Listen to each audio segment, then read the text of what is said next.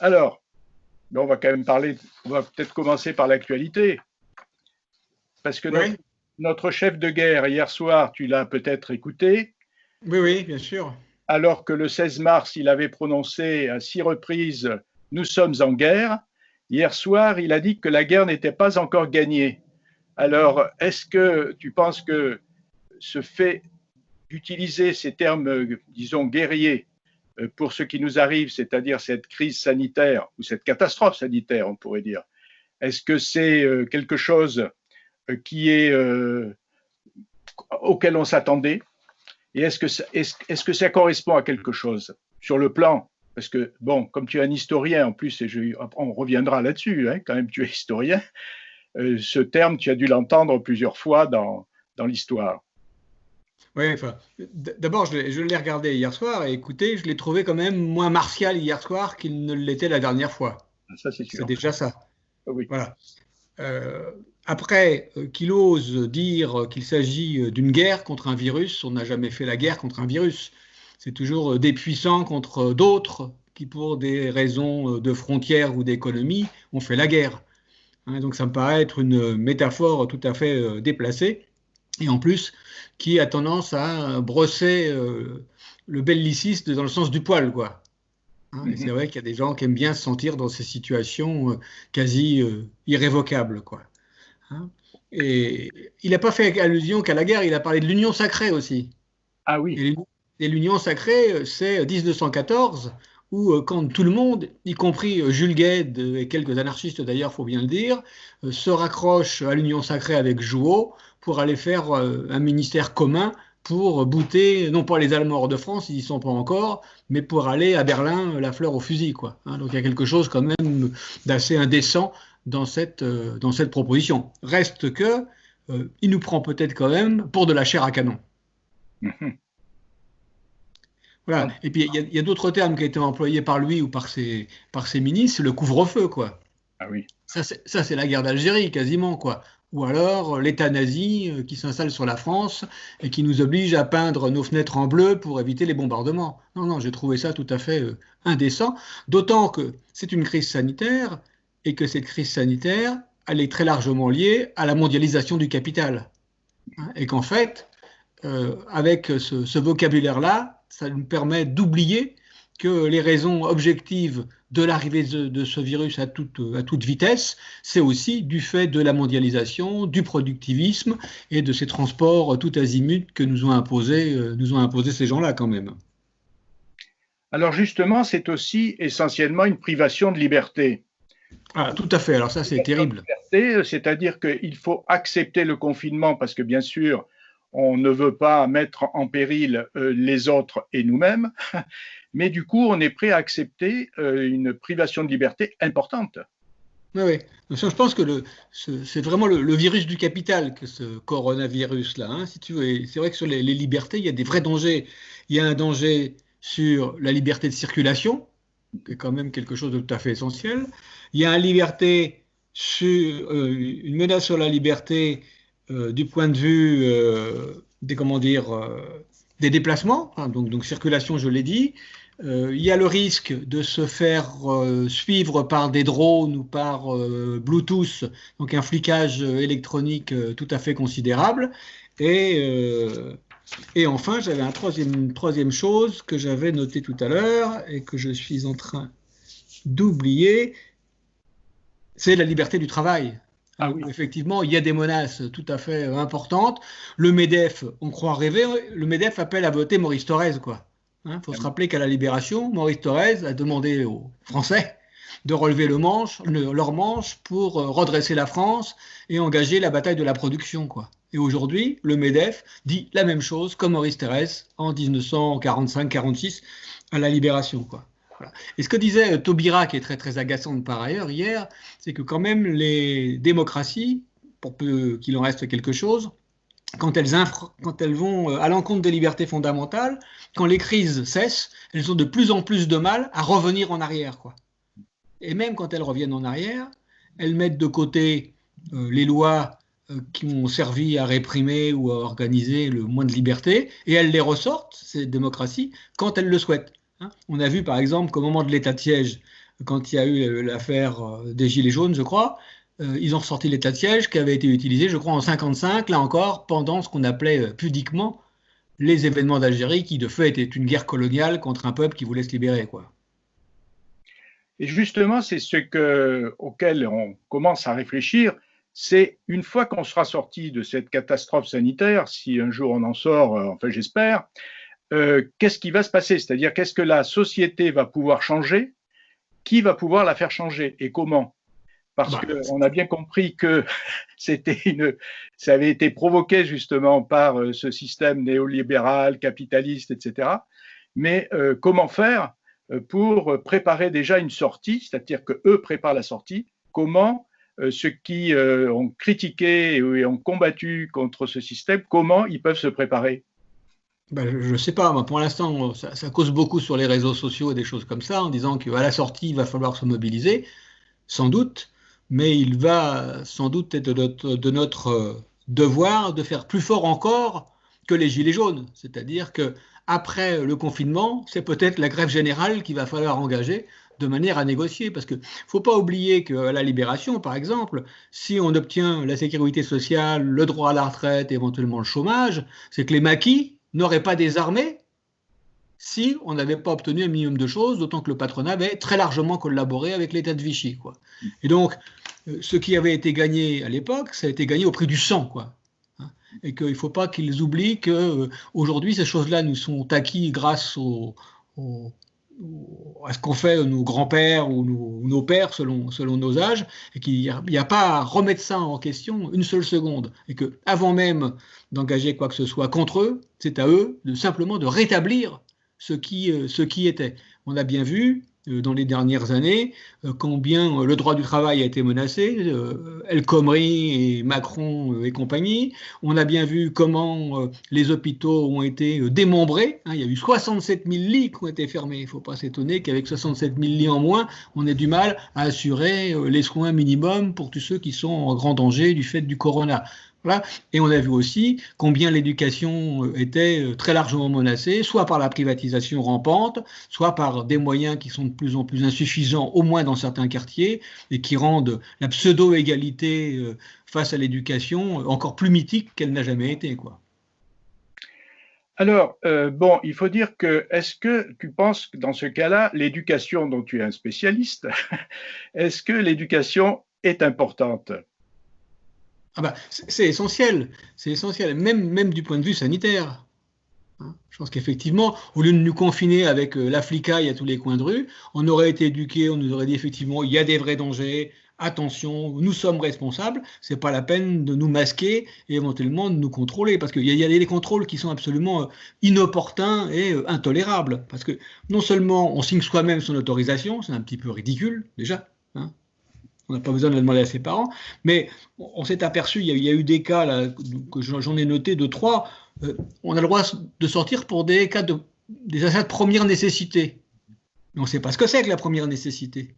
Oui, c'est assez flou d'ailleurs. Il y a des flics qui sont autorisés, par exemple en province, là, à mettre une amende à une femme parce qu'elle allait chercher des serviettes périodiques. Et que ces messieurs de la police ont considéré que des serviettes périodiques, ce n'étaient pas des produits de première nécessité. Voilà. Il y a des gars qui sont allés acheter du citron pour se payer l'apéro. C'est quand même plutôt sympathique, par les temps qui courent. Là encore, amende, parce que le citron pour l'apéritif, c'est pas de première nécessité. Et autre cas d'abus de pouvoir de la police qui crée le droit, une femme a été, là aussi, a reçu une contravention, parce qu'on n'a pas le droit de faire ses courses à deux. Et elle était avec son gamin, et elle est seule à la maison. Donc elle a dit, je n'ai pas laissé mon gamin de 5 ans tout seul à la maison pendant que je fais les courses. Et cet abruti de flic l'a verbalisé. Et moi, je pense qu'il faut que les gens, au moins sur les verbalisations, quand il y a le cas de verbalisation, ils prennent leur autorisation de sortie, qu'ils la mettent face aux flics et qu'avec les smartphones, ils photographient l'autorisation de sortie avec le numéro de matricule de l'agent en question et qui refusent de payer parce qu'il y a vraiment un abus de pouvoir. Ces gens n'ont pas à faire la loi. Ce n'est pas leur boulot. Ils ont beaucoup de mal à la faire appliquer déjà. Si en plus ils commencent à la faire, c'est vraiment un droit discrétionnaire qui a été donné à la police. Et pour le coup, là, on est sans doute dans quelque chose qui ressemble à de l'état d'urgence. Alors justement, il y a des préconisations qui ont été faites par la Ligue des droits de l'homme, par des avocats de la Ligue des droits de l'homme, pour dire justement la conduite à tenir en cas de contrôle, parce qu'effectivement, tous ces abus dont tu parles, ils remontent et on se rend compte qu'il y en a de plus en plus. Parce qu'il y a des interprétations faites par la police tout à fait bizarres. Alors maintenant, il faudrait qu'on parle un petit peu quand même de ta spécialité, c'est-à-dire l'éducation. Tu es enseignant, chercheur en même temps en sciences de l'éducation à l'université Paris-Nanterre. Alors, est-ce que tu peux me définir un peu cette science de l'éducation et comment tu es arrivé à t'intéresser autant à l'éducation? Parce qu'il y a des historiens dans différents domaines, mais toi, tu t'es d'abord intéressé à l'éducation. Oui, avant de te répondre, et pas n'importe quelle éducation, j'ai oublié de préciser. Avant de te répondre là-dessus, je pense qu'il faut aussi souligner quelque chose. C'est que les gens qui aujourd'hui meurent plus du coronavirus, c'est les gens des couches populaires.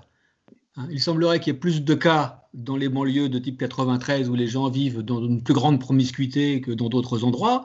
Et quand on voit ce qui se passe aux États-Unis, c'est effectivement les Noirs des ghettos qui sont en train de payer un système de santé qui est quasi inexistant dans ce pays-là, quoi. Donc là encore, non seulement les pauvres payent de leur vie pour une part d'entre eux, et à la sortie, on va nous demander de payer en travaillant plus, en produisant plus et en faisant des sacrifices économiques, éventuellement réduction des salaires, voire réduction des pensions et retraites, quoi. Et donc là encore, je pense qu'il va falloir que la population elle descende dans la rue sérieusement, qu'il ne s'agira pas simplement d'applaudir 2 minutes à 8 heures du soir, mais qu'il va falloir faire des concerts de casseroles, voire davantage encore, comme ça se faisait au Chili avant que Pinochet ne tombe.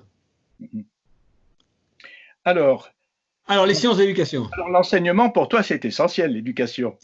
Non seulement à la base, mais aussi l'éducation des adultes et cette éducation libertaire, parce que justement, l'éducation nationale n'est pas tout à fait celle que tu souhaites, je crois. Oui, parce que, oui, alors, il y a plusieurs choses par rapport à ça. C'est que si je me suis intéressé à l'éducation libertaire, c'est d'abord parce que je suis anarchiste. Voilà, et que j'étais par ailleurs moi-même enseignant. Mais la question qui se pose, si tu veux, au travers de l'éducation, il ne faut pas non plus se leurrer. Le seul levier de l'éducation ne sera sans doute pas suffisant pour la transformation sociale. C'est un levier parmi d'autres, et l'autre levier étant le levier économique. Effectivement, si les gens sont éduqués, ils vont être en capacité d'analyser le pourquoi de leur oppression, comme le disait Fernand Pelloutier. À partir du moment où j'ai compris pourquoi et comment je suis opprimé, je peux commencer, grâce à mon éducation, à trouver en moi-même et avec autrui des solutions pour sortir de ce système-là. Donc réinventer un système social nouveau qui permet la transformation du monde. Et là encore, les éducateurs, et particulièrement les éducateurs libertaires, ont bien compris que si les bases de l'éducation étaient différentes, eh bien, la société serait différente. Mais Montaigne le disait déjà et Kant aussi, donc c'est quand même une vieille affaire. L'idée, c'est de dire, si on permet aux enfants et aux jeunes gens d'autogérer d'une certaine manière leur éducation, il est bien évident que quand ils seront adultes, puisqu'ils auront réussi à gérer leur éducation comme dans une classe freinée ou dans une classe libertaire, ils auront la capacité de gérer le bureau, de gérer l'atelier ou de gérer je ne sais trop quoi.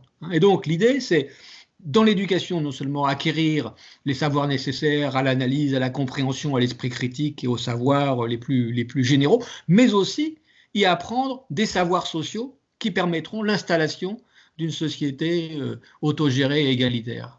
Je pense que c'est là-dessus, c'est pour ça que ça m'intéresse, quoi. Parce que ça fait des hommes et des femmes libres qui sont en capacité de créer encore plus de liberté. Alors, tu as parlé de Fernand Pelloutier qui, lui, justement, dans les bourses du travail, utilisait les bourses du travail et en même temps le syndicalisme pour faire l'éducation des classes populaires, des travailleurs. Est-ce que c'est aussi un levier, c'est-à-dire non seulement faire de l'éducation chez les jeunes, mais aussi chez les adultes?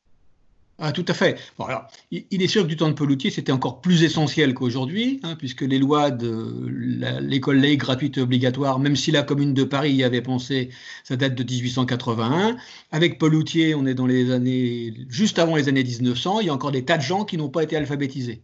D'où l'importance de mettre en place des cours pour adultes dans les bourses du travail, et éventuellement dans les syndicats. Aujourd'hui, les choses se jouent un petit peu autrement. D'une part, on a eu une loi sur la formation professionnelle en 1971, alors qu'il a encore été érodé par l'ensemble des gouvernements depuis 2004 et encore plus avec Macron en 2018. Mais l'idée de l'éducation des adultes, c'est qu'elle permet à la fois et c'est pour ça que ça avait été signé par les organisations syndicales, elle permet à la fois d'augmenter la productivité, de maintenir les compétences, ça donc les patrons étaient prêts à prélever un peu de la richesse produite par les travailleurs pour financer cette affaire-là, mais en 71, l'idée c'était de dire l'éducation, la formation professionnelle relève de l'éducation permanente. Donc on peut faire autre chose avec cet argent pris sur la richesse collective que de faire de l'adaptation au poste de travail. Et en 2004, ces ânes d'organisations syndicales dites représentatives ont toutes signé un document comme quoi on supprimait de la loi l'article 1 qui disait que la formation continue relève de l'éducation permanente. Et depuis 2004, il y a une forme d'instrumentalisation de la formation des adultes, simplement dans le sens de l'emploi, du travail, de la qualification, de la compétence et je ne sais trop quoi encore, et non plus au sens de l'éducation permanente, permettant, comme le proposait déjà Condorcet en 1792, l'éducation du peuple, pour le peuple, par le peuple. Alors justement, je lis les premiers titres de tes ouvrages, Éduquer pour émanciper. Justement, c'est ça le problème, c'est émanciper. Parce que si l'éducation ne conduit pas à l'émancipation, à quoi sert-elle? Elle sert à aliéner. Voilà, quand on regarde historiquement tous les pouvoirs autoritaires, quand ils arrivent aux affaires, ils s'occupent de l'école. Que ce soit les jeunesses Balila italiennes, les jeunesses hitlériennes et la reprise en main des écoles par les nazis, que ce soit les talibans, que ce soit les staliniens après Makarenko et tout ça, tous ces gens-là, dès qu'ils s'emparent de l'État, s'emparent de l'école. Parce qu'ils vont essayer de créer ce qu'ils appelaient l'homme nouveau ou la femme nouvelle, en gros, quelqu'un qui leur ressemble et qui marchera au pas de loi pour les uns ou au pas je ne sais pas quoi pour les autres. Donc l'école, c'est vraiment un des lieux absolument essentiels de la reproduction sociale. Aujourd'hui, on sait que l'école en France, elle fonctionne bien depuis 1880. L'idée en 1880 avec Ferry, c'est de dire, attention, il y a des dangers sociaux. On le savait. 2 dangers sociaux du temps de Ferry. Les ultramontains, c'est-à-dire les catholiques intégristes qui veulent que l'éducation soit faite par les religieux de manière à moraliser la classe ouvrière et à la faire croire que le paradis serait ultérieur, quoi. Donc la bourgeoisie radicale, un peu maçonne, n'a pas très envie de ce modèle-là, mais elle a envie d'installer la République bourgeoise. Et l'autre côté, c'est des gens comme Paul-Loutier, comme les syndicalistes révolutionnaires, qui disent on ne peut pas laisser nos enfants éduqués par cette République qui se met en place. Cette République a 10 ans, en 80, à peine, elle était à moitié monarchiste, et il y a eu 30 000 morts à Paris, je ne sais combien de gens emprisonnés un peu partout sur le territoire. Donc on ne peut pas laisser les enfants de la classe ouvrière être éduqués par cette bourgeoisie qui va tenter de les conformer comme des pâtes molles, comme le dira Durkheim ultérieurement.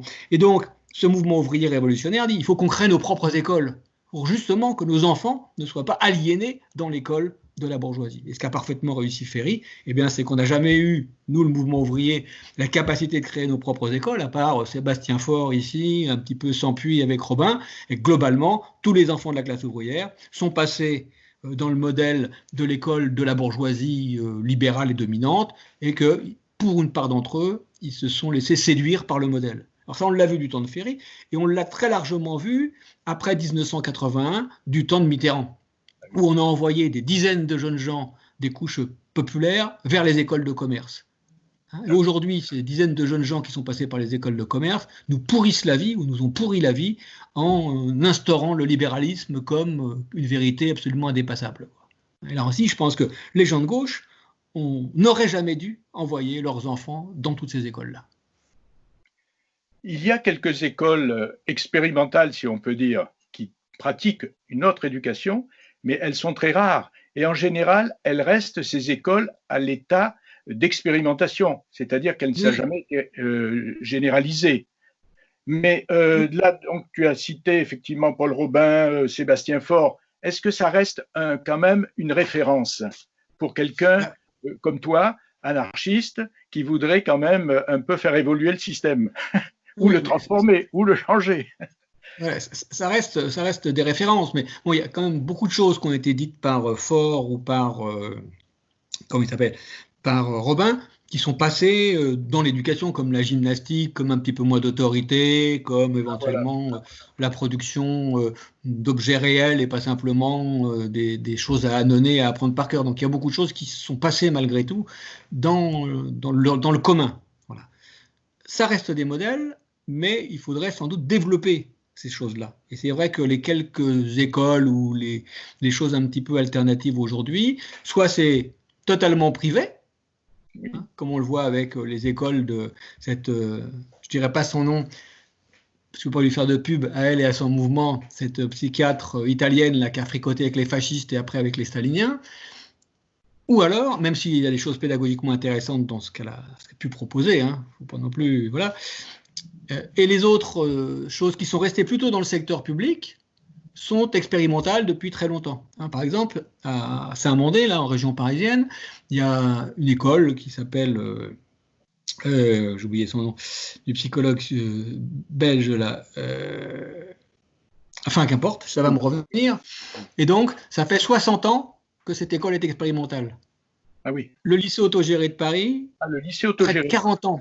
Voilà. Ah oui. Ça veut dire, alors ça, c'est des manipulations d'une certaine manière. Parce qu'à la fois, c'est expérimental, et si c'est expérimental, et si ça ne marche pas au bout de 60 ans, on ferme.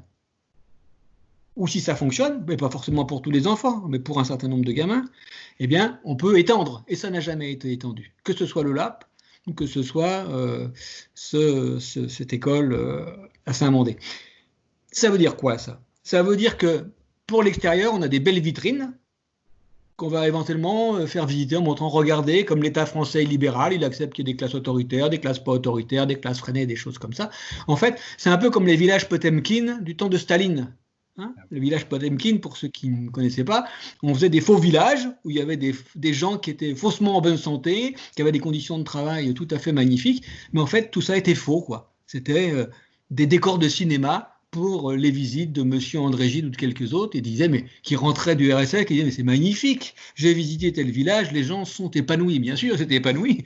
C'était des acteurs, en quelque sorte, ou des gens des apparatchiks qui avaient été préparés pour ça. Et je pense que nos écoles expérimentales aujourd'hui sont un petit peu les villages Potemkin de l'éducation nationale. Alors, tu as été aussi engagé, je vois, dans une agence nationale de lutte contre l'illettrisme. L'illettrisme, oui. Effectivement, on a constaté, et c'est étonnant dans notre pays, encore beaucoup d'illettrisme. Oui. En tout cas, suffisamment pour que certaines personnes s'en inquiètent. Alors, qu'est-ce que ça représentait, ça, la lutte contre l'illettrisme? C'était à la fois, disons, pratique, mais c'était aussi idéologique de lutter contre l'illettrisme. Ben, oui, parce que alors, là encore, il faut faire très attention. Parce que certains considèrent à juste titre que l'accès à la lecture est quelque chose d'essentiel pour accéder à la conscience. Hein, donc, à travers le livre, on y apprend beaucoup de choses, on y comprend d'autres choses. Éventuellement, on pourra là aussi engager des processus de transformation. Mais ce n'est pas suffisant, parce qu'on a des expériences historiques où on sait que le paysan ukrainien ou le paysan d'Aragon ou que le paysan du Chiapas n'est pas forcément très alphabétisé. Ça ne l'empêche pas d'avoir une conscience sociale, voire une conscience de classe. Donc le livre, c'est important, mais ce n'est pas suffisant. Voilà. Ce qui m'a un peu mobilisé là-dessus, c'est qu'on s'est aperçu dans les années 80, pour aller vite, c'est qu'il y a toujours eu des gens en situation d'illettrisme dans ce pays-là. Hein, il y a plein de gens qui ne passaient même pas le certificat d'études primaires, qui étaient directement renvoyés à l'usine ou directement renvoyés au champ quand il s'agissait de jeunes paysans. Et ça ne gênait pas, puisque ces gens, malgré leur petit niveau culturel, arrivaient à trouver une place dans la société dans laquelle ils vivaient. Dans les années 80, le process de production se modernise, et là on s'aperçoit qu'il y a un certain nombre de gens qui n'ont pas eu accès ou qui ont perdu ces savoirs de base et qui ne peuvent pas passer la marche technologique et industrielle dans laquelle nous sommes. Et là, le phénomène illettrisme apparaît, puisque autrefois il s'insérait plutôt facilement, et qu'aujourd'hui, du fait du recours de plus en plus massif aux écrans, à la lecture, à l'écriture, dans les lieux de travail, ça rend les choses pour eux quelquefois extrêmement difficiles. D'où l'importance d'engager auprès de ces gens-là un certain nombre de choses qui leur permettent d'accéder ou de réaccéder à la lecture, à l'écriture, pour qu'ils conservent leur place dans la société. Mais là encore, hein, d'après les statistiques qui ont été faites par l'INSEE, il y a au moins un adulte en situation d'illettrisme sur deux qui travaille et qui est complètement inséré. Donc c'est pas non plus une chose qui qui implique nécessairement une désaffiliation sociale complète.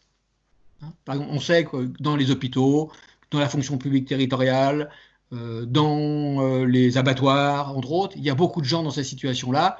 Ça ne les empêche pas de travailler, ça ne les empêche pas de se faire exploiter et éventuellement d'avoir une vie sociale tout à fait normale, quoi. Donc là aussi, il ne faut pas tomber dans ce qu'a fait ATD Quart Monde, une espèce de paupérisme là, larmoyant en disant ah, les pauvres, gna gna gna gna gna gna. Certes, ces gens sont en difficulté quelquefois, mais pas toujours, et que si ils sont en difficulté, à nous de mettre en place des dispositifs pour leur permettre de réacquérir ces savoirs de base, sachant que c'est relativement long que d'apprendre à lire, à écrire quand on est adulte. C'est déjà long quand on est tout jeune, c'est encore plus long quand on est adulte.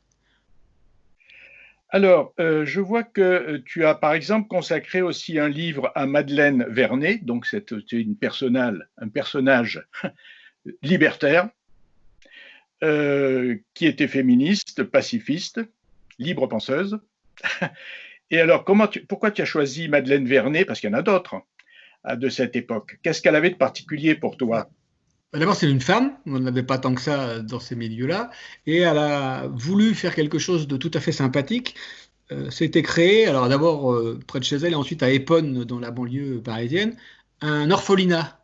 Alors elle s'inspirait un peu de ce qu'avait fait Robin à Sampuy, mais l'idée c'était de dire, là encore, il faut que les enfants du prolétariat échappent à ces orphelinats qui sont organisés par la charité, les curés, des choses comme ça, où non seulement ils vont être maltraités, et où on va tenter de les aliéner. Et donc en créant un orphelinat pour les enfants des prolétaires qui étaient morts au travail ou dans des accidents, eh bien c'était non seulement leur donner de meilleures conditions d'accueil, mais aussi leur permettre d'échapper à la moulinette des cerfs-volantes des orphelinats bourgeois ou caritatifs de ce début du XXe siècle, hein, puisque elle fonctionne avant 14 et un peu après 14, et après les communistes vont prendre le pouvoir au conseil d'administration de l'orphelinat et vont non pas la liquider physiquement, parce qu'ils n'en avaient peut-être pas ni l'envie ni les moyens, à ce moment-là au moins, mais l'empêcher de continuer son travail d'éducatrice.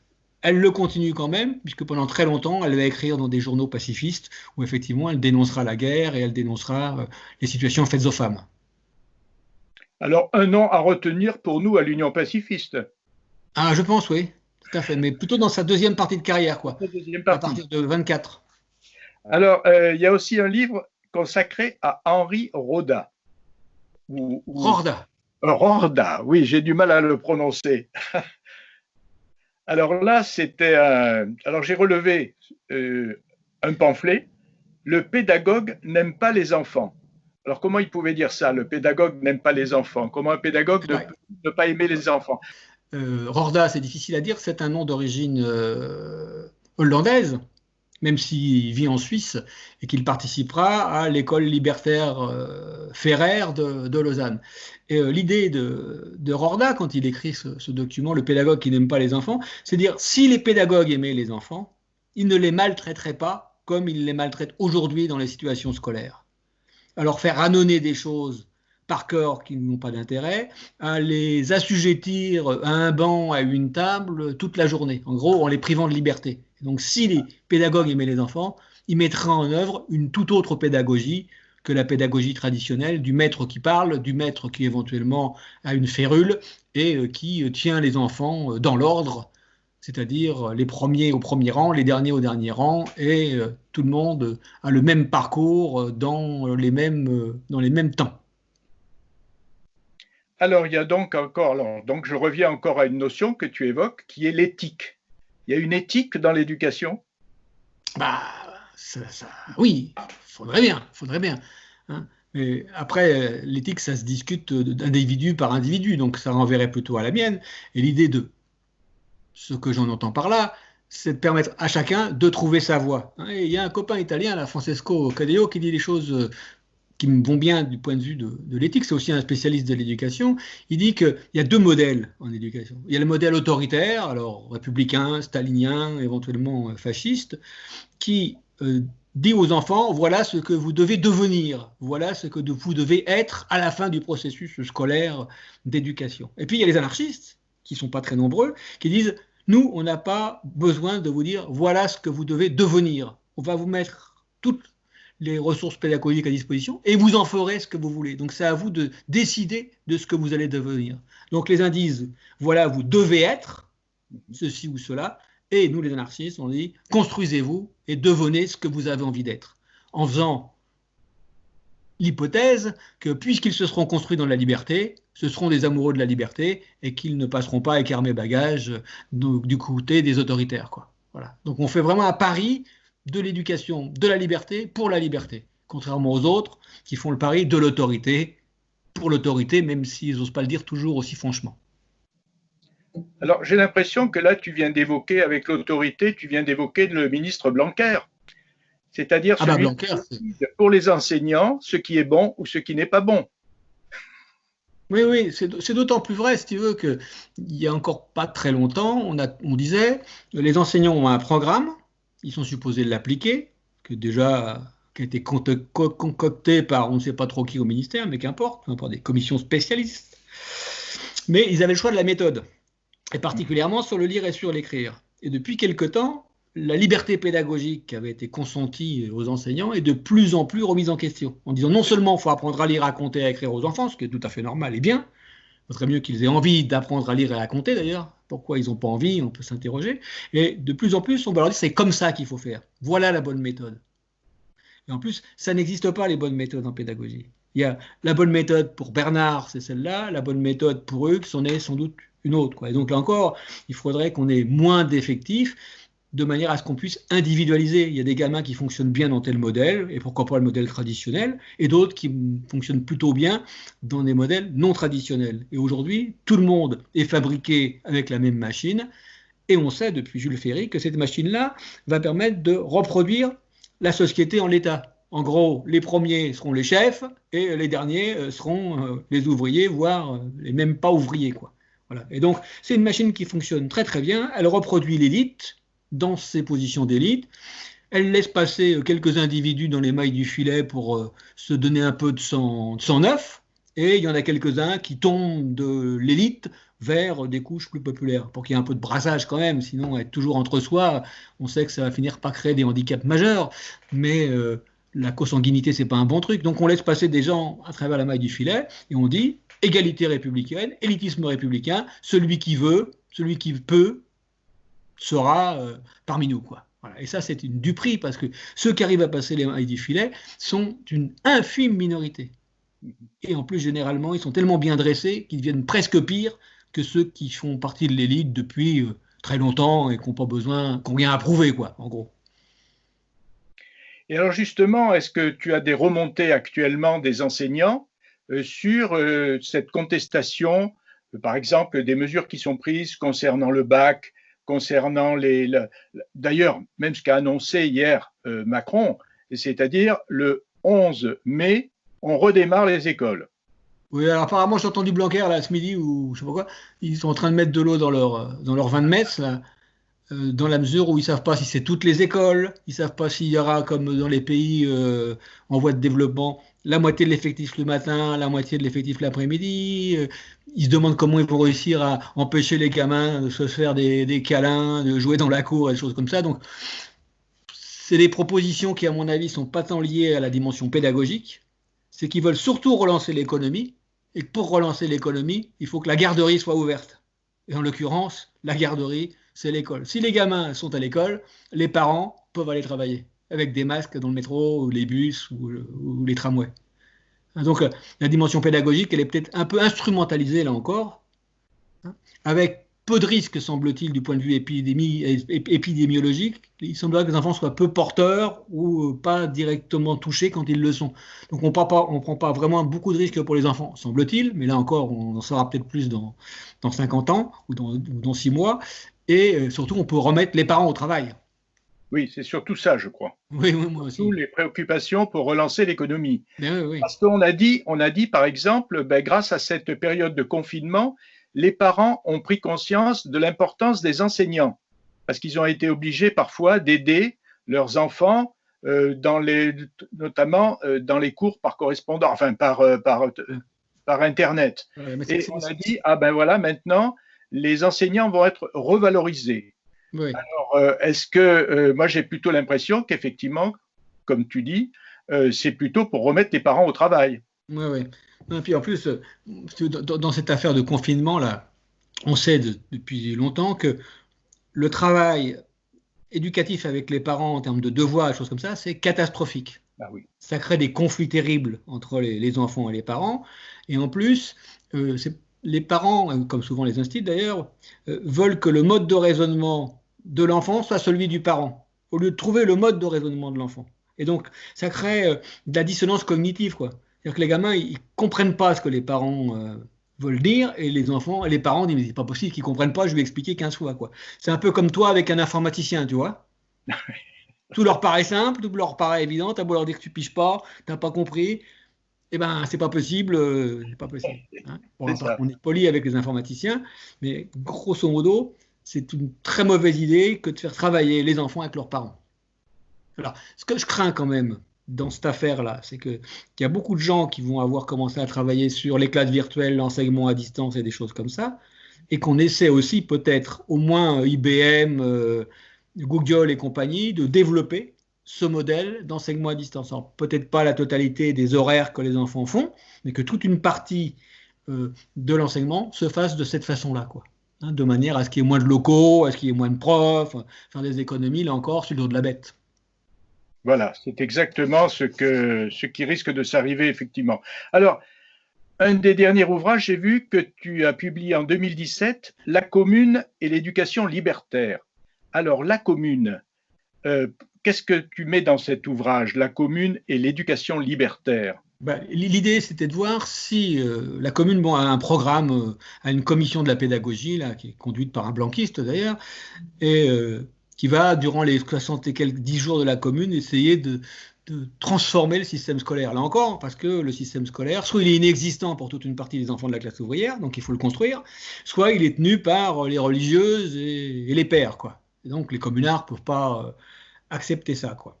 Et donc la commune va, bien avant Jules Ferry, décider que l'école est laïque, gratuite et obligatoire. Donc la République bourgeoise n'a rien inventé, elle n'a fait que reprendre ce que les communards proposaient. Et si je dis la commune et l'éducation libertaire, c'était pour voir si dans les programmes ou les actions qu'ont mis en place les communards à Paris, eh bien, on retrouvait ce que les libertaires allaient dire ultérieurement. Hein. Donc essayer de faire la comparaison entre les libertaires ont dit voici ce qui serait bon de faire en matière d'éducation, voir si la commune est d'une certaine manière un petit peu fondatrice de ce courant-là, sans que pour autant les gens de l'époque se réclament nécessairement de ce mouvement libertaire qui n'existe pas encore formellement, même s'il y a des gens anti-autoritaires, c'est tout à fait clair. Il y a des gens qui ont lu Proudhon depuis un petit moment, mais le mouvement anarchiste ne se constituera qu'en 1872, donc après la Commune de Paris, quoi. Alors, l'idée, c'est de voir si les choses ont été pensées de manière... Et ça renvoie aussi à ce qu'est l'anarchisme, quoi. En gros, l'anarchisme, c'est pas de la théorie vers de la pratique, c'est de la pratique vers la théorie. Et là encore, on va trouver dans la pratique des communards et dans d'autres lieux les choses que les libertaires vont théoriser, au moins en partie, en matière d'éducation. Je pense que l'anarchisme, c'est un pragmatisme révolutionnaire. Alors, puisqu'on commence à parler de l'anarchie, enfin, tu en parles depuis le début, là, déjà. Toi, tu as des responsabilités dans la fédération anarchiste. Alors, j'en ai, oui, j'en ai encore un peu, oui. Tout le monde à Radio Libertaire et à l'Union pacifiste connaissent, bien sûr, on n'a pas besoin d'expliquer trop ce qu'est l'anarchie, ce que représente la fédération, mais enfin, c'est peut-être intéressant de dire les moyens dont disposent aujourd'hui les anarchistes pour s'exprimer, pour se faire connaître et pour un peu développer leurs idées. Ah bah, les anarchistes ont depuis toujours eu beaucoup de, comment dire, d'utilisation du livre et de l'écrit. On parlait d'illettrisme tout à l'heure. Sortir de l'illettrisme, qu'on n'appelait pas comme ça d'ailleurs à l'époque, c'était déjà une préoccupation. Hein. Donc les journaux libertaires ont été multiples, et variés et nombreux, et beaucoup de choses ont été écrites, quelquefois, là encore, dans des façons plus simples. Par exemple, il y a une militante anarchiste qui s'appelle Anna Mahé, qui avait décidé d'écrire tous ses textes en orthographe simplifiée. Donc en retirant les PH, en retirant les M, les machins, les doubles consonnes qui servent à rien, de manière à ce qu'il y ait le maximum de gens qui puissent accéder non seulement à la lecture, mais aussi à l'écriture. Et donc, c'était une vieille préoccupation. Donc, la préoccupation du livre, la préoccupation du journal, et donc là, on publie un certain nombre d'ouvrages, il y a pas mal de maisons d'édition libertaires, on publie un certain nombre de journaux, dont Le Monde libertaire que tu connais, et puis on utilise aussi aujourd'hui, forcément, Radio Libertaire, aussi bien sur la bande FM, même si aujourd'hui on a une bande sans fin, puisqu'on est confiné comme tout le monde, que sur Internet. C'est-à-dire qu'on peut écouter Radio Libertaire dans le monde entier, ce qui est quand même pas mal. Voilà. Et puis, un certain nombre de militants plus jeunes peut-être que moi utilisent aussi les réseaux sociaux en étant tout à fait, en n'étant pas dupes de ce que sont les réseaux sociaux, les Google qui sont derrière et le flicage international que ça peut organiser. Mais quelquefois, on est bien obligé d'utiliser des outils qui sont mis à notre disposition en essayant de les détourner le mieux possible, quoi. Oui, parce que puis, même bien sûr, la propagande traditionnelle, c'est-à-dire les affiches, les meetings, les prises de parole, les conférences, les universités populaires, enfin, tous les moyens éthiques sont bons pour faire connaître ce que sont les idées anarchistes. Est-ce que tu penses que c'est assez connu aujourd'hui? Est-ce qu'il y a un peu un retour, disons, de certaines personnes vers les idées anarchistes? Oui, apparemment, il y a une députée verte, là, Attard, qui a découvert le mouvement et qui dit en fait, je l'étais depuis très longtemps. Je pense qu'il y a pas mal de gens qui sont anarchistes aujourd'hui. Beaucoup sans le savoir, ce qui est un peu dommage, et que quand ils en prennent conscience, il n'y a pas beaucoup de militants, quoi. C'est une chose que de se dire anarchiste, ce qui est bien. On peut imaginer que dans sa vie sociale et dans sa vie professionnelle, ça implique un minimum de choses, mais il faudrait aussi que pour construire le mouvement libertaire et éventuellement une transformation sociale, il y ait un peu plus de militants, quoi. Aujourd'hui, à la fois le mouvement ou les idées ont sans doute repris de l'actualité, reste que le mouvement libertaire est encore extrêmement faible du fait du manque de militance, quoi. Et puis d'une militance qui quelquefois est un petit peu électronique aussi. C'est qu'on milite beaucoup sur Internet et sur les réseaux sociaux, c'est pas forcément toujours là que ça se joue, quoi. Parce qu'on sait qu'avec Internet et les réseaux sociaux, on ne s'adresse qu'à ceux avec qui on est d'accord presque. Enfin, sauf ceux qu'on insulte, mais autrement et encore. Oui, mais justement, on essaie, l'idée même d'anarchie qui est assez parfois individualiste, a du mal à se regrouper.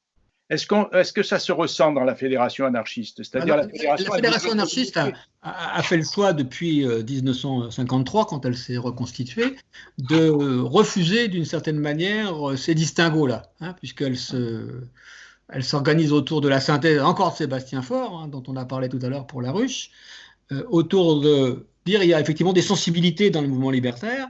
Il y a des gens qui pensent que le syndicalisme est le bon outil, donc il y a les anarcho-syndicalistes. Il y en a qui pensent qu'il faut d'abord se cultiver soi-même en tant qu'individu. Une fois que les individus seront cultivés, on pourra avancer. Et puis il y a ceux qui sont un peu kropotkiens, qui sont pour le communisme libertaire et la prise au tas, quoi. Et donc, dans la fédération anarchiste, ces trois grands courants-là, plus éventuellement des courants voisins comme les anarcho-pacifistes que tu connais, voire les anarcha-féministes aujourd'hui qui se sont constitués, sont pour une part dans la fédération anarchiste. La fédération anarchiste se refuse d'être une organisation plateformiste, c'est-à-dire avec une ligne et un seul mode de pensée et d'action pour l'anarchisme. Alors, toi, tu utilises aussi quand même Internet, parce que j'ai découvert, justement en préparant cette émission, j'ai découvert ton site. Je ne savais pas que ton site était si bien fait. Il y a énormément d'informations, donc je renvoie, nous, nos auditeurs de Civis Pacem, ceux qui ne connaissent pas encore ton site, Hugues Lenoir, je leur renvoie à ton site, parce que là, j'ai trouvé non seulement des critiques de livres, des conseils, des analyses, alors par exemple aussi sur, je vois, éducation, autogestion, éthique. Donc, ce sont les trois thèmes que tu développes sur ce site de 2014, ça a commencé. Oui. Enfin, je développe ça et d'autres choses, parce qu'il y a beaucoup d'écrits sur l'illettrisme aussi, et j'en ai encore un petit peu là dans mes cartons là, que j'ai terminé il n'y a pas longtemps. Voilà. Mais oui, j'ai toujours choisi, parce que c'est un choix qu'on a fait un peu consciemment, là encore, quand j'étais jeune militant.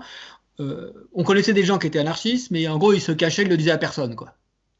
Et nous, on a fait le choix de dire, ça va peut-être nous coûter dans notre carrière, ce qui est peut-être le cas pour certains d'entre nous, mais on n'est pas clandestin, quoi. Il y a pas, C'est pas honteux d'être anarchiste. Donc moi j'ai un site qui est à la fois un site professionnel avec des articles qui relèveraient de mon travail d'enseignant-chercheur, hein, donc scientifique avec trois paires de guillemets, et j'y associe aussi l'ensemble des choses que j'ai fait pour le monde libertaire ou les éditions liées au mouvement, quoi, hein, de manière à ce que les intellectuels que je peux intéresser comme enseignant-chercheur trouve des choses sur mon site, mais aussi des choses qui relèvent pour les libertaires, et que les libertaires qui vont y aller pour trouver des choses qui relèvent de la pensée anarchiste puissent éventuellement découvrir aussi d'autres aspects de la question éducative, quoi. Alors, effectivement, il y a quand même.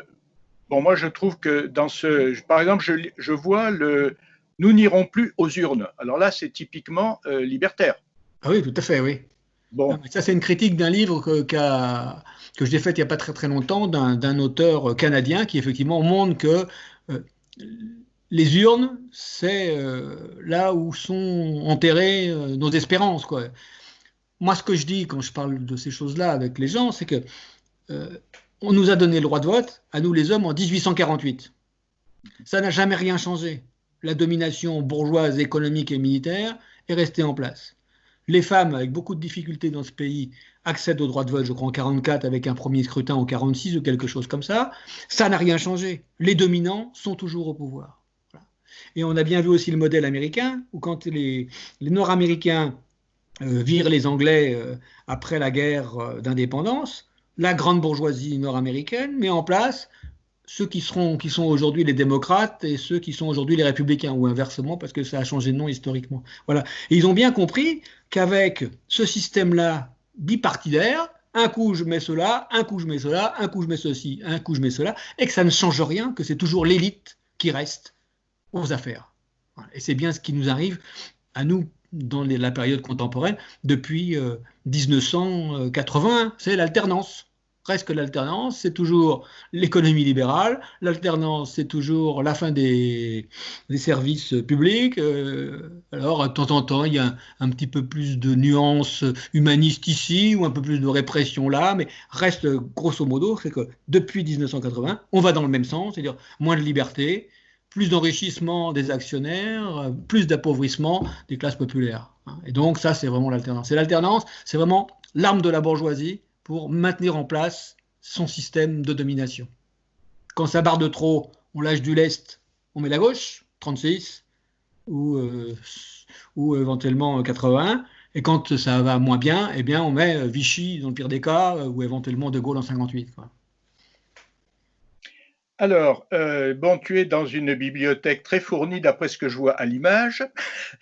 Et c'est des faux livres, tu sais, c'est juste les reliures. Ah bon? C'est comme certains présidents africains qui avaient la collection totale des mémoires du général de Gaulle qui était que du carton. Voilà. Alors là, je voudrais qu'on parle d'abord aussi du dictionnaire des anarchistes, parce que le dictionnaire des anarchistes, c'est un travail énorme. Donc du dictionnaire qui est rattaché au dictionnaire Métron, dictionnaire du mouvement ouvrier, et puis dans lequel tu as énormément travaillé pendant plusieurs années, je pense. Oui, on a beaucoup travaillé, mais bon, c'est toute une équipe quand même, hein, c'était une grosse équipe qui a travaillé là-dessus et qui continue à travailler, c'est ça qu'il faut dire. Avec le numérique, on a au moins cette chance, c'est que effectivement, il y a le dictionnaire papier, où il y a 500 biographies de militants plutôt connus et en général décédés au moment de la publication, c'est-à-dire en 2014, mais on a fait aussi le choix de continuer à enrichir ce dictionnaire avec des gens qui avaient milité avant 80 et qui sont éventuellement encore vivants aujourd'hui, mais qui sont restés dans le mouvement, quoi. Pas des étoiles filantes qu'on a vu passer 3 mois, qui devaient nous apprendre la révolution et qui finissent au Parti socialiste dans la plupart des cas, quoi. Et donc, on continue et aujourd'hui, on est environ à 5000 biographies de militants libertaires dans le Métron, ce qui est quand même tout à fait considérable. Et je ne dis pas tous les jours, mais très régulièrement, avec Marianne Henkel de Lausanne ou Rolf de Paris ou quelques autres, il y a de nouvelles biographies qui sont faites, ou des biographies qui avaient vieilli ou dont on n'avait pas la totalité parce que les choses avaient été perdues, des archives qui avaient été égarées. Eh bien, on enrichit quelquefois, ou on transforme, quand il y a eu des erreurs historiques, des biographies anciennes, quoi. Donc, le travail continue et c'est pas fini, quoi. Alors, en quoi ça te semble important à toi aussi de faire un dictionnaire des anarchistes? Parce que bon, il y a le dictionnaire du mouvement ouvrier où on trouve des syndicalistes, des hommes politiques, des gens qui se sont engagés de différentes façons. Et pourquoi un dictionnaire des anarchistes? Est-ce que c'est important pour le mouvement anarchiste? Ah oui, je pense que c'est tout à fait important parce que on a toujours considéré qu'on était, au moins depuis 1924, parce que c'est sans doute pas vrai avant la guerre de 14, mais le bolchevisme nous a très largement fait disparaître. C'est une question de mémoire, quoi.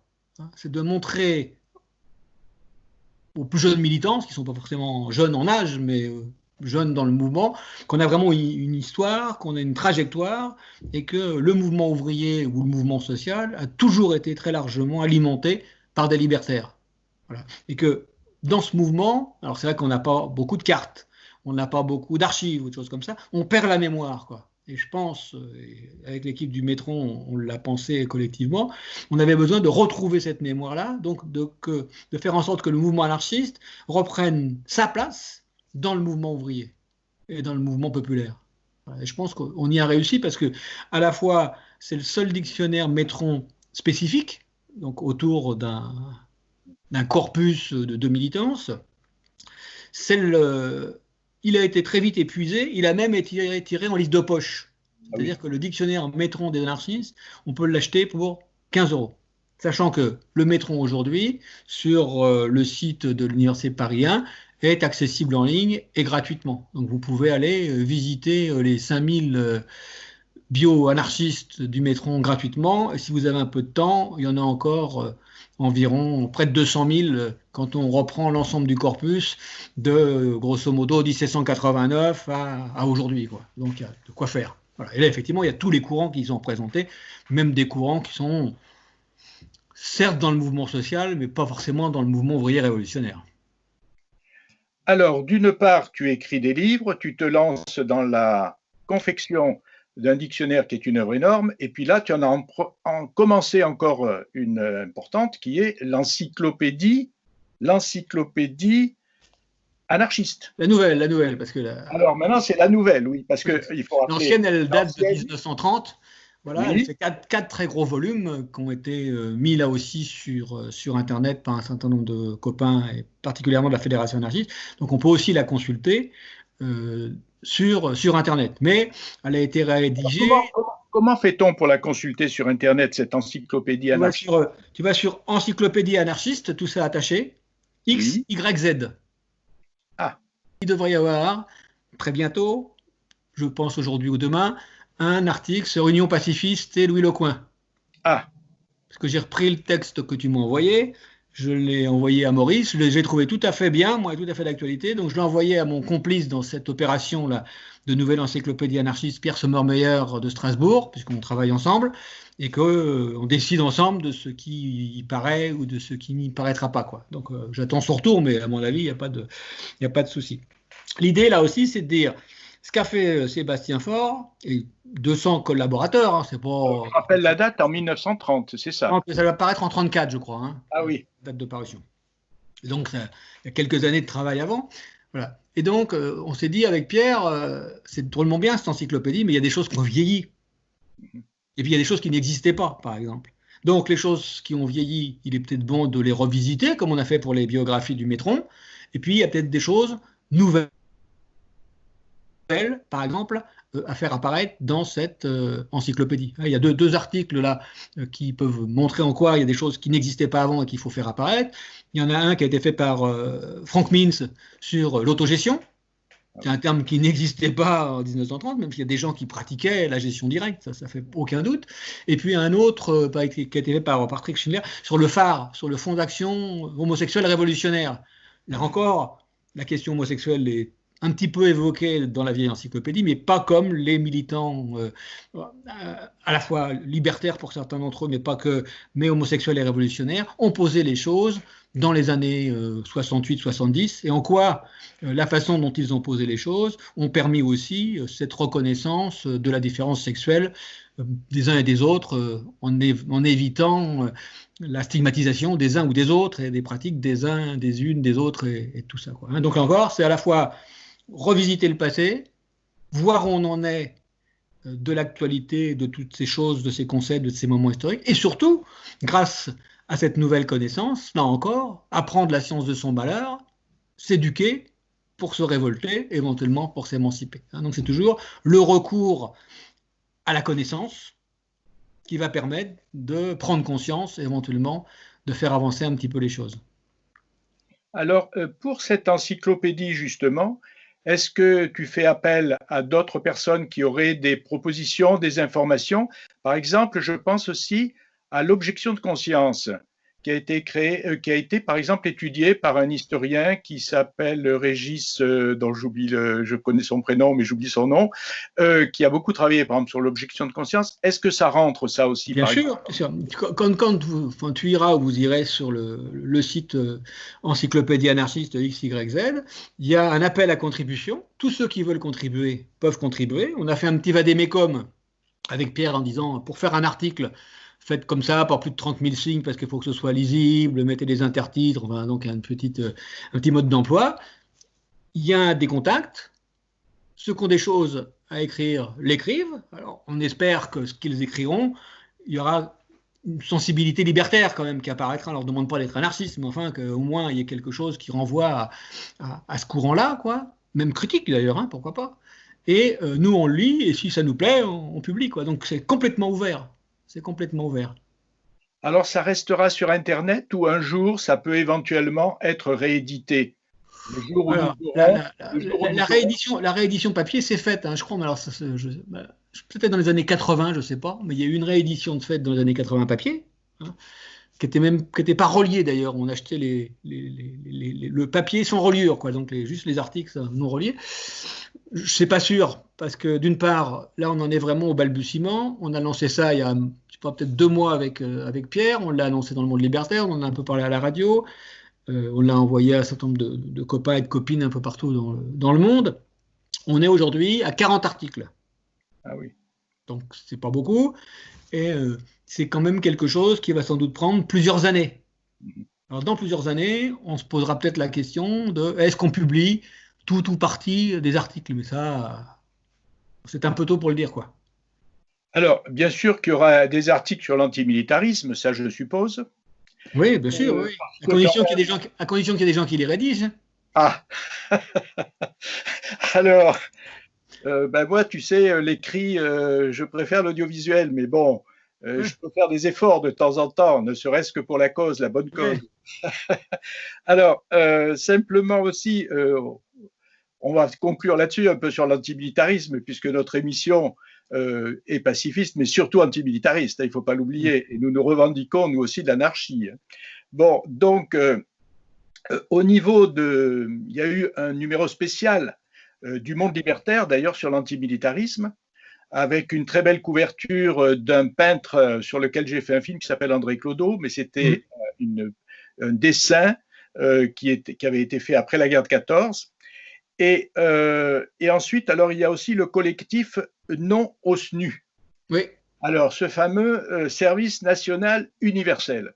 Alors, donc, la Fédération anarchiste en fait partie. Radio Libertaire aussi est rentrée dans le collectif Non au SNU. Tu as organisé à la librairie Publico une de quelques images que j'avais faites là-dessus pour qu'il y ait un débat. Comment tu conçois, toi, cette histoire du service national universel? Est-ce que c'est déjà une première entrée dans ce formatage des jeunes? Alors, d'abord, permets-moi de rigoler, c'est que le corona a mis à mal la nouvelle mouture du SNU, parce qu'il y a eu un site qui s'est ouvert le 1er février où on disait aux jeunes gens engagez-vous, engagez-vous, inscrivez-vous, puisque ça ne fonctionne encore que sur le volontariat pour l'instant, bientôt ce sera obligatoire et pas seulement universel, et qu'il semblerait que la campagne SNU 2020 soit mal barrée, c'est déjà ça. Voilà. Hein, parce que je pense ils en attendaient 30 000 et il n'y en a eu finalement que 6 000 qui étaient inscrits. Ouais, ouais. Voilà. Et donc, s'il y a bien un endroit qui est dangereux en matière de confinement, c'est les casernes. hein. Et que le corona, c'est vraiment un virus de caserne et qu'il y a toute chance que les jeunes gens l'attrapent d'ailleurs comme les gens qui sont sous main de justice aujourd'hui. C'est honteux ce qui se passe dans les prisons. On aurait dû les fermer, ces prisons, on va les faire crever ou quoi. Enfin bon. Voilà, donc non au SNU, ça c'est clair. Donc ça va sans doute être différé parce que ces gens ont de la suite dans les idées.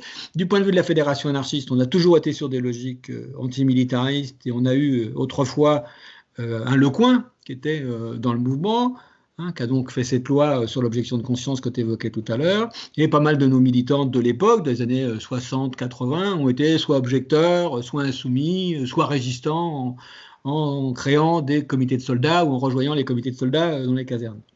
Donc on a toujours été sur ce terrain-là parce qu'effectivement le militarisme c'est la fin des sociétés humanistes, c'est-à-dire qu'on sait que partout où il y a du désordre, partout où il y a la mort, il y a les militaires, que ce soit en Afrique, que ce soit en Asie, c'est tous ces gens-là, c'est tous ces seigneurs de la guerre qui créent la misère du monde, quoi. Non seulement c'est un trafic énorme du point de vue financier et économique, et en plus, c'est partout la soldatesque qui écrase les peuples, que ce soit en Algérie, que ce soit en Afghanistan, que ce soit au Congo, que ce soit partout, quoi, ou la garde nationale américaine quand il faudra écraser les ghettos afro-américains, quoi. Et donc, c'est un virus mortel que l'armée, bien plus mortel que le corona, parce que si on compte les morts du corona, et les morts liées aux guerres impérialistes, colonialistes ou civiles imposées par les fascistes du type Franco ou d'autres, c'est bien plus mortel que le corona. En ce qui concerne la Fédération anarchiste, donc on a décidé de s'engager dans cette campagne anti-SNU avec de nombreuses associations, dont l'UPF, et on avait projet, et on l'a toujours, de tirer un petit dépliant à 30 ou 40 000 exemplaires. Alors il est prêt, il est je crois, chez l'imprimeur, mais le problème de la diffusion se pose aujourd'hui. Donc on attend la levée du confinement pour diffuser massivement ce petit dépliant qui est plutôt bien fait, quoi. Voilà, donc on va quand même continuer. Je crois qu'il ne faut pas abandonner cet engagement contre le SNU. Ah non, il faut continuer, bien sûr. Voilà, parce qu'il y a quand même s'il y a des aménagements qui sont prévus, il n'est pas question pour l'instant de changer, disons, d'abandonner ce projet. Donc, c'est très bien qu'il y en ait déjà qui aient commencé à s'engager là-dedans, et sachant que les jeunes, peut-être qu'à la sortie du confinement, ils auront à s'engager dans d'autres combats pour le travail, pour l'éducation et pour autre chose. Absolument. Ouais, non, mais en plus, il est clair que le SNU, c'est une façon d'encaserner les jeunes gens, de les uniformiser et de leur apprendre à marcher au pas ou à penser au pas, quoi. Ça, c'est tout à fait évident, quoi. C'est pour donner, pour qu'ils partagent ce qu'appellent, ce que les historiens ont d'ailleurs dénoncé, le roman national qui n'existe pas, quoi. En gros, c'est Jeanne d'Arc et puis De Gaulle et puis la France éternelle, toujours vaillante et toujours pour l'égalité, la fraternité et je ne sais pas quoi encore, ce qu'elle a beaucoup proclamé et jamais fait. Bon, eh ben, je crois, Hugues, que nous allons maintenant nous séparer puisque bon, cette émission va passer jeudi. Jeudi 16, c'est ça.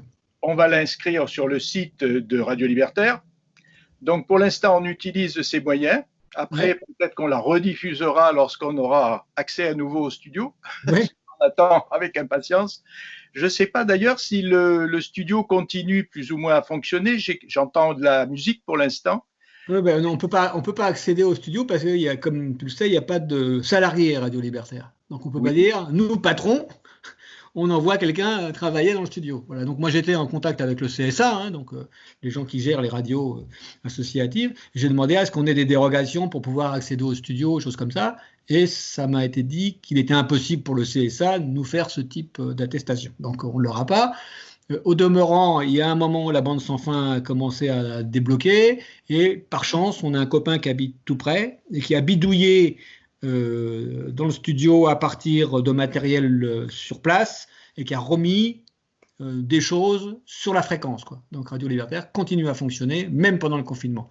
C'est pas les émissions en direct, c'est toi ou d'autres, vous allez envoyer ça à je ne sais pas qui sur je ne sais quel site qui va les renvoyer. Donc voilà, on envoie des fichiers. Voilà. Et avec ces fichiers, ils peuvent quand même continuer la diffusion. Voilà, Parce c'est que exactement même ça. en période de confinement, nous n'arrêtons rien. Absolument. Voilà, on Voilà. continue. Toi, tu On continues continue. à travailler Oui, sur l'encyclopédie et les livres. oui. Et puis, nous, on va essayer de faire ce qu'on peut avec l'Union pacifiste qui continue à paraître pour l'instant sur papier, tant qu'il peut être distribué. Et puis, sinon, on le met aussi sur Internet. Il se peut qu'on le diffuse plus largement, même sur des méthodes par le web, si c'est nécessaire. Ouais, ce qu'on Voilà. peut peut-être ajouter quand même là, c'est que le Monde Libertaire, qui est sur abonnement aujourd'hui, durant la période de confinement, est gratuitement mis en ligne pour tous ceux qui veulent le lire. En général, la mise en ligne, elle est pour les abonnés, et il n'est mis en ligne qu'un mois ou un mois et demi après pour tout le monde. Là, le numéro d'avril, de mars, le numéro d'avril et le numéro de mai sont disponibles gratuitement sur Internet pour tous ceux et toutes celles qui ont envie d'aller lire autre chose que de la propagande officielle. Eh bien, on remercie la Fédération anarchiste. D'ailleurs, j'ai lu le dernier numéro. J'ai pas tout lu parce que c'est vrai que j'allais plutôt vers les titres et de certains articles parce que j'ai du mal à lire encore sur écran. Oui, Mais oui, c'est sûr. Ouais. je crois qu'il va falloir qu'on s'y habitue aussi.